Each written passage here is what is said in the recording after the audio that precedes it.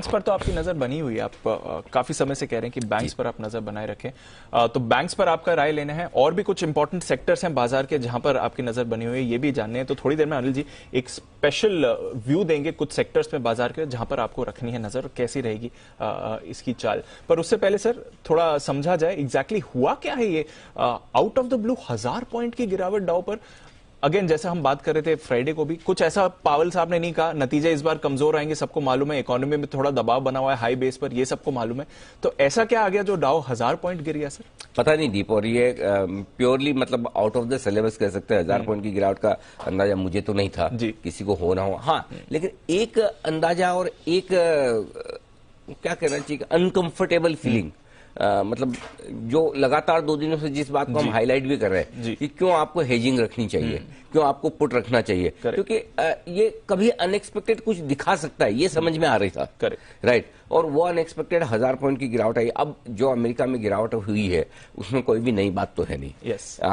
ब्याज दरें तेजी से बढ़ेंगी, मई में 0.5% बढ़ेंगी, मई के बाद भी 0.5% बढ़ सकती है, हर एक मीटिंग में 0.5% बढ़ सकती है। अब अमेरिकी बाजार उसको पचाने की कोशिश कर रहे हैं। अगर अमेरिकी बाजार पचाने की कोशिश कर रहे हैं तो फिर तो बॉन्ड यील्ड भी 3% के पार निकल जाना चाहिए था, लेकिन बॉन्ड यील्ड वहीं 2.85 के आसपास है।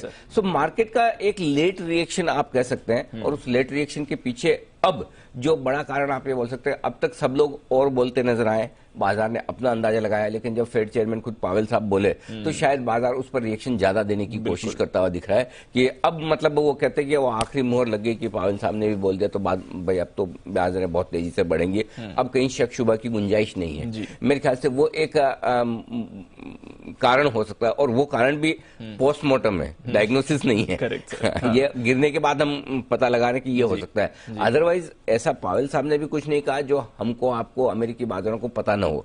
सो तेज गति से ब्याज दरें बढ़ेंगी, धीमे धीमे सिस्टम में से लिक्विडिटी कम होगी, नौकरियों का बाजार मजबूत है, कंपनियों के नतीजे अच्छे हैं, और ऐसे में आप 40 साल की महंगाई पर ज्यादा दिनों तक अफोर्ड नहीं कर सकते ग्लोबल अनिश्चितता के माहौल में, जो जियोपॉलिटिकल यानी युद्ध वाली स्थिति में जहां कमोडिटीज के दाम अनाप शनाप बढ़े हुए हैं। तो इस डर में अमेरिकी बाजार बेसिकली मैक्रो फैक्टर्स पर गिरे हैं। माइक्रो फैक्टर्स अमेरिकी बाजारों के भी ठीक है, मैक्रो फैक्टर्स खराब है, तो उन मैक्रो फैक्टर्स पर अमेरिका का रिएक्शन आया है।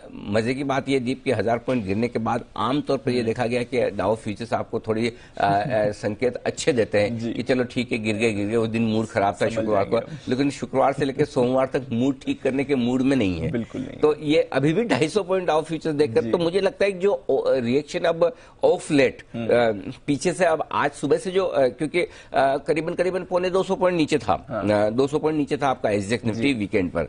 अब जो 200 से 300 पॉइंट की तरफ एसजेएक्स निफ्टी बढ़ रहा है, वो डाउ फ्यूचर्स को देखकर बढ़ रहा है कि अगर 1000 गिरने के बाद भी डाउ फ्यूचर्स हरे निशान में नहीं है तो फिर इसका मतलब थोड़ी चिंता की बात तो है। और पहली बार साइजेबल गिरावट डाउ में आई है, नहीं तो अब तक का ठीक है, नैस्डैक लीड करता है हमेशा, वोलेटाइल ज्यादा है, विक्स 25% एक दिन में बढ़ जाना, ये भी अपने आप में अमेरिका में 25% विक्स बढ़ना अपने आप में छोटी बात नहीं है, बड़ी चीज है। यानी कि वो कहना चाहिए कि वो कंफर्टेबल वाली फीलिंग नहीं है, डर है, मतलब मूड बिगड़ा हुआ है, थोड़ा सा वैसा माहौल है।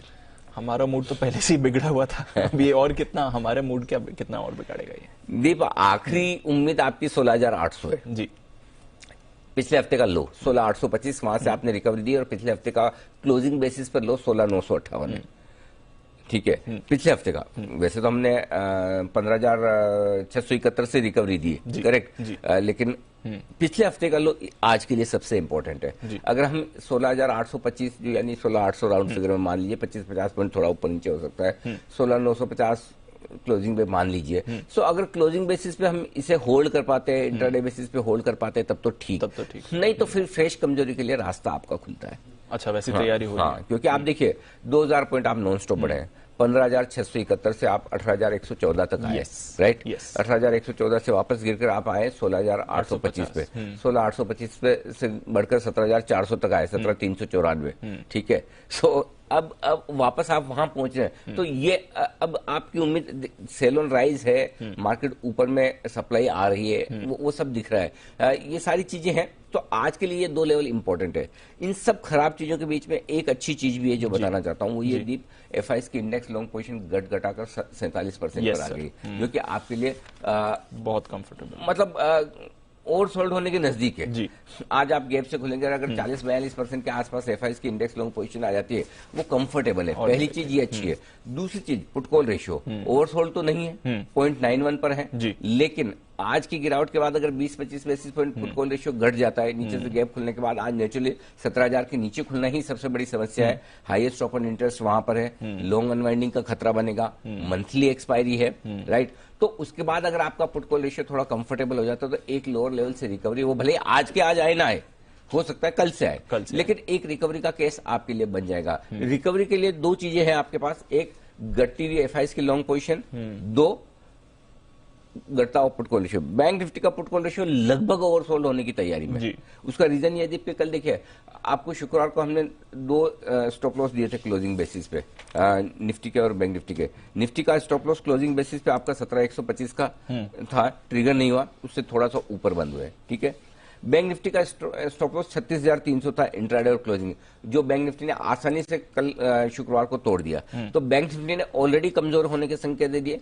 ऑलरेडी बैंक निफ्टी में थोड़ी लॉन्ग पोजीशन अनवाइंड हो चुकी है, बच्ची कुची आज 36,000 के नीचे खुलने पर होंगी। सो बैंक निफ्टी पहले ओवरसोल्ड होने के संकेत दे रहा है, तो देखते आज किस लेवल के आसपास सपोर्ट मिलता है। लेकिन हाँ, ये जरूर है, आज की गिरावट अगर जरूरत से ज्यादा हुई, कुछ इंटरेस्टिंग लेवल पर आए, तो हम आज के लिए ना खरीदें, लेकिन 1-2 दिन के लिहाज से वहां पर नीचे के लेवल पर खरीदारी जरूर करेंगे। अच्छा, तो आप कह रहे हैं कि खरीदारी के लेवल्स पर एक बार एक बाउंस के लिए खरीदे। देखो 2 तरीका है ट्रेड करने का। एक, अगर आप लॉन्ग ओनली ट्रेडर हैं, जैसे लॉन्ग ओनली फंड होते हैं, ऐसे फंड जो खाली पैसा लगाते ही हैं, कभी शॉर्ट नहीं करते, कभी हेज नहीं करते, क्योंकि उनको स्टॉक्स पे भरोसा है, उनको लॉन्ग ओनली फंड्स कहते हैं। बहुत सारे ट्रेडर्स भी ऐसे हैं, कोई भी भाव खरीद नहीं है, बेचना आता ही नहीं है, बेचने से मतलब शॉर्ट करना नहीं आता। सो अगर आप लॉन्ग ओनली ट्रेडर, तो आप कहीं न कहीं किसी लेवल पर खरीदने के बारे में सोचेंगे। वो लेवल शायद आजकल में आपको एक बार मिल सकता है, जो आपको वापस से बाउंस बैक दे।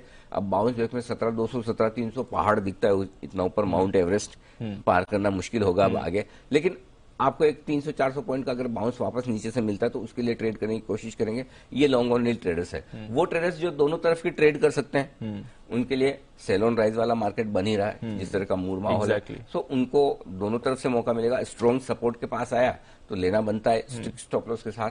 रिकवरी आई और रुकावट की सही जगह पर पहुंचता है, एक अच्छी रिकवरी दिखाता है, तो वहां पर प्रॉफिट बुकिंग भी बनती। तो मौके मिलेंगे बाजार में दोनों तरह के।